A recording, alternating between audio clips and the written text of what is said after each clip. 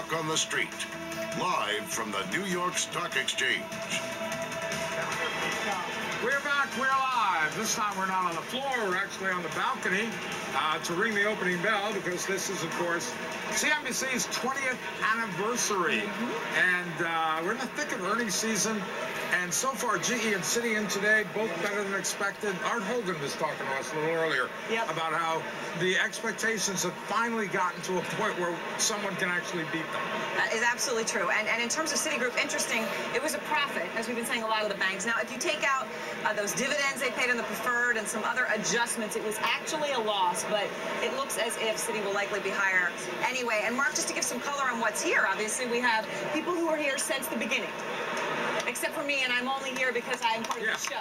Everyone else here was here since the beginning. You are an interloper. I am an interloper. Mark Hoffman is the man to my left. He's the president of CNBC.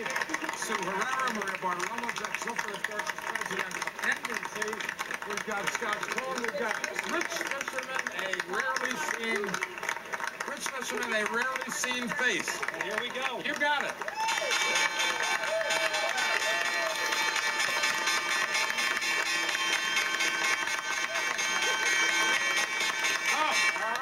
Nicely done. All right.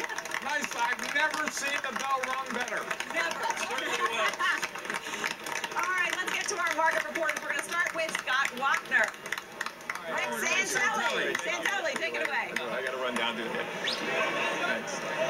Okay, honey. Well, I'll tell you what, I'm very jealous. Didn't they all look great ringing that bell? Well, as far as what's going on in the fixed income markets today, maybe actually look overseas to see, because we see that Mr. Trichet has a lot of things on his plate right now, and that definitely affected their fixed income markets. Their bond yields moved up rather dramatically. Now, keep in mind, why is this important? Because earlier in the week, the big trade, say insiders, was actually buying the bond and selling the 10s in the U.S. So that trade hasn't worked out well, and the reason I bring it up is our yields are higher here, but many believe they'll be very limited in the U.S. due to that trade. And let's keep in mind that if you look at the greenback, which is really the big story today, we want to pay a lot of attention to the yen, because last week the dollar was above 100, this week it isn't, and that is one currency, of course, whether it gets against the euro, against the greenback, that really has huge implications. Think about it, they're one of the bigger export economies, of course. Now, I believe we're going to try to go to Bob Pissot. We're going to go to Scott Wapner, because Bob's still running from the bell ringing.